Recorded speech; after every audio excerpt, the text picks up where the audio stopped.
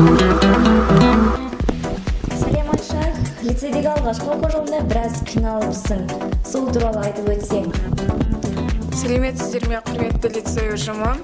Мен лицейдің алғашқы жылында біраз қиналдым. Себебі мен өзім туған жерім Жамбыл облысы Мойынқұм ауданы. Осында келгенде мен ата-анамнан жырақта болдым. Ол мен үшін үлкен қиындық болды. Бірақ лицейге түскенге дейін ешқашан бірін-бірі көрмеген адамдардың жаңа жақын, қымбат жандарға айналатын және оларсыз күнімнің қызықсыз өтетінін білмеген едім. Мен қыздардың қалай ренжісіп татуласқанын, қалай жеңіліс тауып жоғары көтерілгенін, талай жылап, талай күлгендердің басымнан кешірдім. Және мұның бәрі мен үшін үлкен сынақ болды. Лицейде өткізген әрбір күн ұмытылмас жарқын сәттер. Сол себептен қазіргі 7-ші сыныптарға айтарым, өздеріңіздің үйлеріңізді сағынып жүрсеңіздер, уайымдамаңыздар. Бұның бәрі тек уақытша ғана. Болашақта сіздерге үлкен сынақ беріліп тұр әлі алда.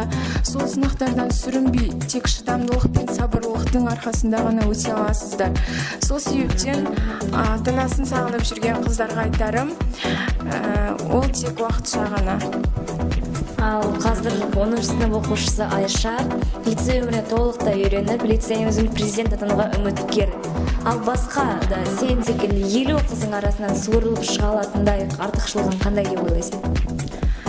Менің ойымша, менің 50 қыздың арасынан суырылып шығатын артықшылығым жоқ деп ойлаймын. Керемет бір артықшылық жоқ, себебі менің ойымша бүкіл адам тек ол өзін көрсете білу керек деп ойлаймын.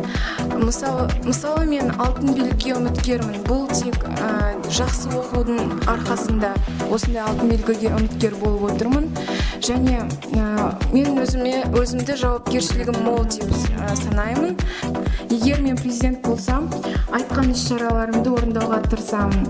Және менің президент болғым келетін басты себеп, ол мен лицейге түскендегі сезінгенімді әрбір лицей оқушысының сезінуі. Мұғалімдер бізге қол ұшын беріп, ақыл айтады. Тәрбиешілер әрдайым қамқор болады. Ал оқушылар менің отбасыма айналды. Егер мен президент болсам, келешекте көп іс-шаралар өткіземін. Себебі тек бір сыныптың ұйымшылдығы ғана нығайту емес, бүкіл лицей қыздарының достығын арттыру. Оқушылардың жеңіске деген талпынысын күшейту және көптеген байқаулар мен жарыстар ұйымдастырамын. Ал бұрындары би үйірмесіне, волейбол, қолөнер үйірмелеріне қатысқансың. Яғни бұл деген осы уақытқа дейінгі бос уақытында осы үйірмелерге барып өткіздің. Ал қазіргі бос уақытың қалай өтеді? Жалпы мен бос уақытымды олимпиадаларға арнаймын.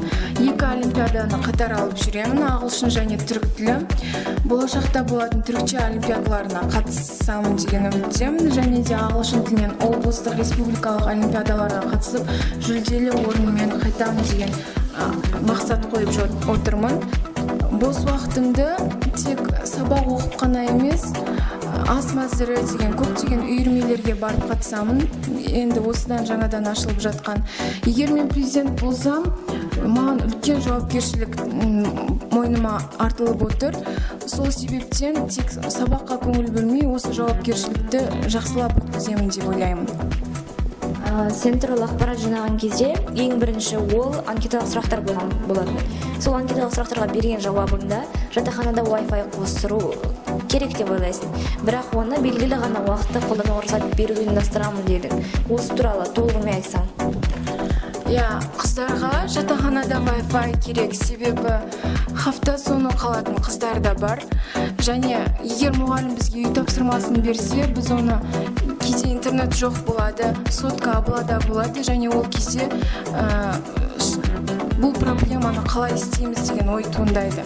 Сол себептен Wi-Fi болса және планшетке рұқсат берілсе, мұны қыздар өздері атқарып керек нәрселеріне жаратады деп ойлаймын.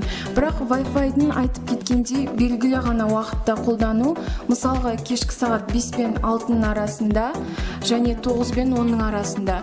Және әлеуметтік желілерге тосқауыл қою керек деп санаймын. Себебі қыздардың бос уақытын құртатын осы әлеуметтік желілер және ойындар болып саналады.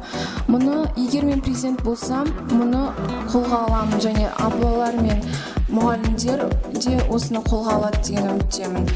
Басқа да идеяларымды айта кетсек, КБО-да алдыңғы үштіктерді басқа қалаларға қыдырту керек деп санаймын. Себебі олар басқа қалаларға барып, өздері жаңа тәжірибе алып, және қазіргі біздің мұғалімдер берген тәжірибені басқа оқушылармен бөлісіп, алдағы қойған мақсаттарына жету оңай болады деп санаймын. Және де көптеген қызықты іс-шаралар өткіземіз. Оларды айта кетсек, TED Talks, Старостат деген ұйымдастыру, Readbook кітап алмастыру сайысы, одан кейін YouTube channel. Өзіміздің лицейдің Тарас КСКТЛ атында YouTube-ға channel ашқымыз келеді.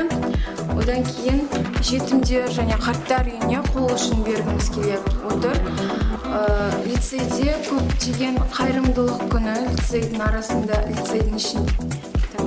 лицейдің ішінде қайырымдылық күні, ярко кросс пати, бургер пати, айскрим пати, пижама пати деген көптеген қызықты іс-шараларды өткіземіз. Жатақханада Wi-Fi қостырамыз дегенге қайта оралсақ, дәл осы жағдайда басқа жағынан қарастырсақ, яғни Wi-Fi-ды жатақханада емес, мектеп ішінде қолдануды ұйымдастыруға қалай қарайсың? Wi-Fi-ды тек жатақханада емес, лицейде де орналасқанын қалаймын. Себебі этюд уақыттарында қыздар лицейде сабақ оқиды, және ол кезде планшеттермен бірге интернеттен көптеген мәліметтерді іздеп, келесі ертеңгі болатын сабаққа дайындалып бара алады. Және оны қадағалап отыратын абылалары болады деп ойлаймын. Жоспарларының негізі тек көңіл көтерерлік қана емес, сонымен қатар білім мен тәрбие жағына үлкен септігін тигізбек. Ал дәл осыларды қиын екенін барлығымыз түсінеміз. Қалай жүзеге асырмақсың? Елбасымыз Нұрсұлтан Назарбаев Қазақстанның болашағы жастардың қолында демекші, Қазақстанның өсіп өркендеуіне тәрбиелі, білімді, жалынды жастар қажет. Тәрбиелі және білімді адам болғыларыңыз келсе, оны қазірден бастап қолға алу керек.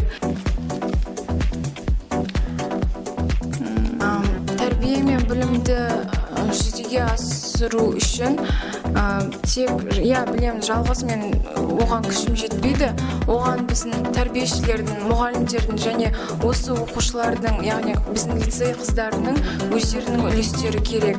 Себебі әр адам өзіне бастау алу керек деп санаймын. Осыған дейінгі барлық айтқандарыңды және басқа да іс-шараларды ұйымдастырамын деп барша лицей оқушылары мен мұғалімдерінің алдында уәде бере аласың ба? Жалпы қолыңнан келетініне сенімдісің бе? Мен айтқан идеяларымның болашақта орындалатынына сенімдімін және оған толықтай уәде бере аламын. Себебі мен алдында айтып кеткендей, бастаған ісімді соңына дейін жеткіземін және айтқан сөзімде тұра аламын. Қолымнан келетініне сенімдімін. Олай болса тек қана сәттілік, ал бізге берген сұхбатың үшін үлкен рахмет айтып, барша лицей оқушыларына пайдалы болды деген үміттеміз.